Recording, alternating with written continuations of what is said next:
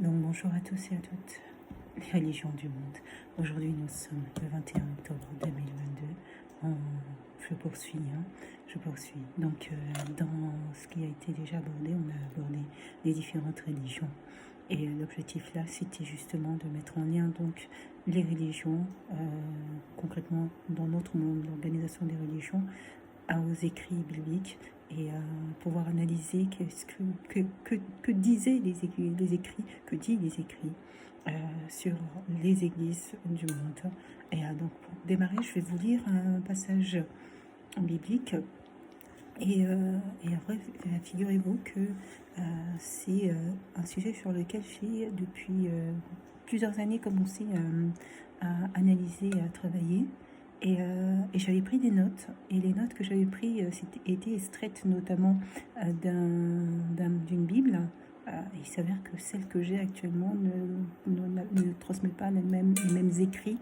Donc je me retrouve pas exactement, alors que ça c'est quelque chose qu'il faut penser à faire. C'est lorsque on rédige comme ça, lorsqu'on prend des notes c'est de bien noter l'éditeur, l'année, tous les éléments d'information qui permettent de retrouver plus facilement l'origine des notes, des éléments d'information qui ont été recueillis. Bon, mais je vais quand même vous lire ce que j'avais pris en note de ce passage-là, parce que je trouve que c'est assez pertinent.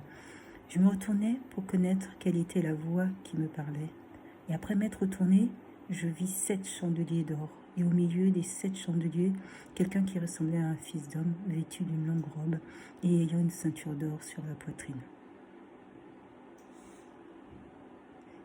Donc, sa tête et ses cheveux étaient blancs, comme de la laine blanche, comme de la neige. Ses yeux étaient comme une flamme de feu. Ses pieds étaient semblables à l'airain ardent, comme s'il eût été embrasé dans une fournaise, et sa voix était comme le bruit des grandes eaux. Il avait dans sa main droite 7 étoiles. De sa bouche sortait une épée aiguë, à double tranchant.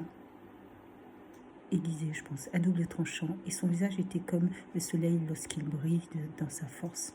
Quand je le vis, je tombai à ses pieds comme mort. Il posa sur moi sa main droite en disant « Ne crains point. Je suis le premier, le dernier et le vivant. J'étais mort et voici, je suis vivant au siècle des siècles. Je tiens les clés de la mort et du séjour des morts. Écris donc les choses que tu as vues, et celles qui sont et celles qui doivent arriver après celles. Le mystère des 7 étoiles que tu as vues dans ma main droite et des 7 chandeliers d'or. Les 7 étoiles sont les anges des 7 églises, et les 7 chandeliers sont les 7 églises. 7 églises. Je reprends un passage. Il avait dans sa main droite 7 étoiles. 7 étoiles, donc, ces étoiles, comme il l'indique, représentent les anges. Dans sa bouche sortait une épée aiguisée, je pense, à double tranchant. L'épée aiguisée à double tranchant sortant de sa bouche, c'est comment on appelle ça, ce n'est pas utilisé au sens propre, c'est du sens figuré. Je pense que vous le savez déjà. C'est dans ce sens où c'est la parole. L'épée aiguisée à double tranchant, c'est la parole. Ce n'est pas une véritable épée, c'est la parole. Et la parole incisive, la parole tranchante, la parole qui impose et qui tranche et qui est efficace. Voilà, c'est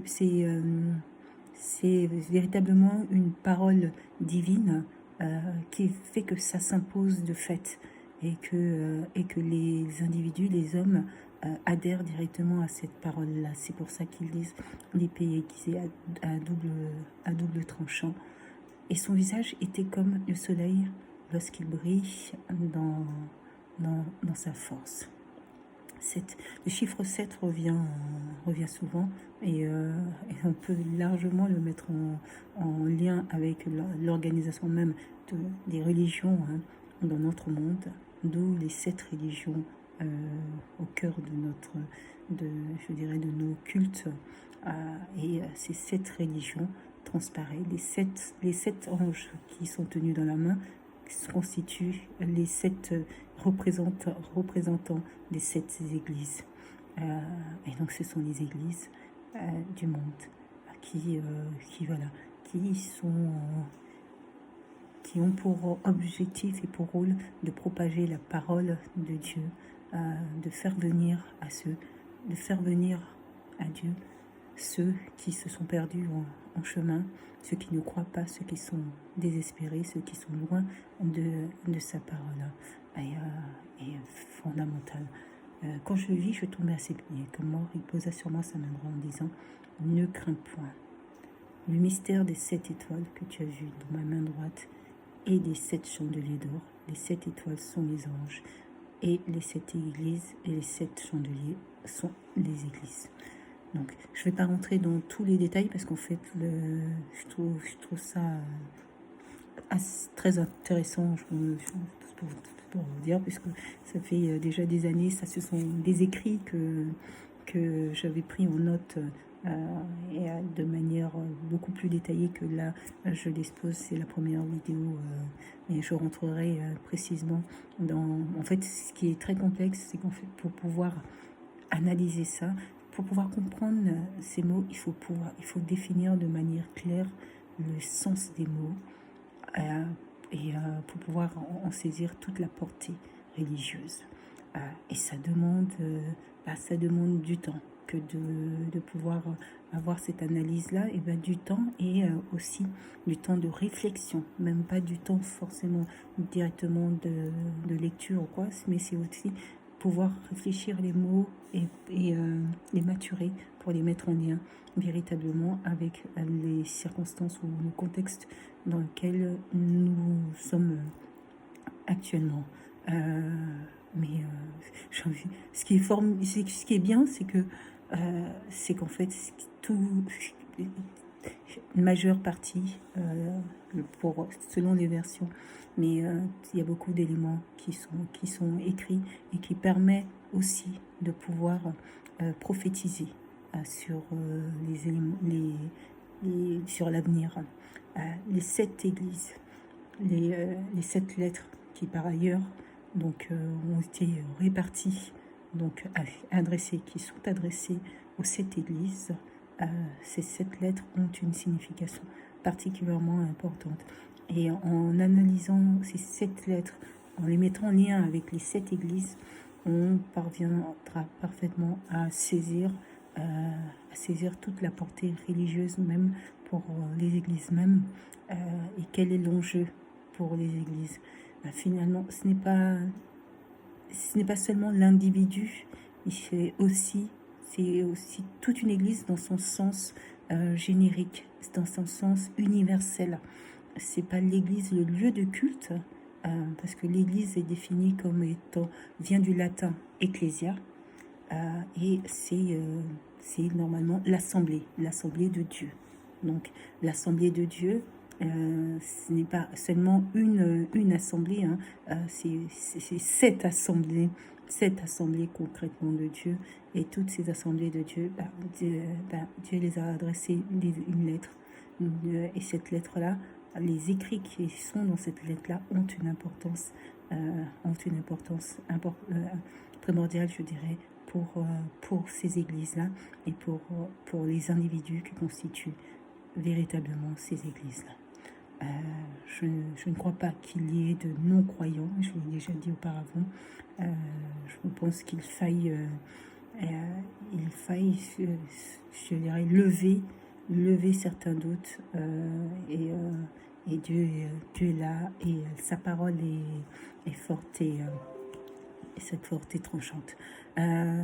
Les prochaines vidéos à venir porteront sur chacune de ces lettres que je mettrai en lien donc avec l'église. Même c'est pourquoi j'ai fait un support de communication justement sur les 7 lettres adressées aux 7 églises du monde. C'est ce sur quoi porteront les prochaines vidéos. Ça peut paraître court, mais en fait ça demande une analyse qu'il faudrait très approfondir pour en saisir toutes les subtilités. Mais je pense que pour les chefs d'église, tous les dirigeants et les chefs d'église, ce sont les lettres qui leur sont adressées, sur lesquelles il faille se pencher particulièrement, puisque c'est là où ils trouveront les réponses de l'orientation et de la conduite à donner à leur paroisse, donc à ceux qui sont au sein de leur église, à tous les croyants de leur église. Voilà. Sur ce, je vous souhaite une très bonne journée. Donc, la première lettre sera la lettre adressée à l'église d'Éphèse. Bonne journée à vous.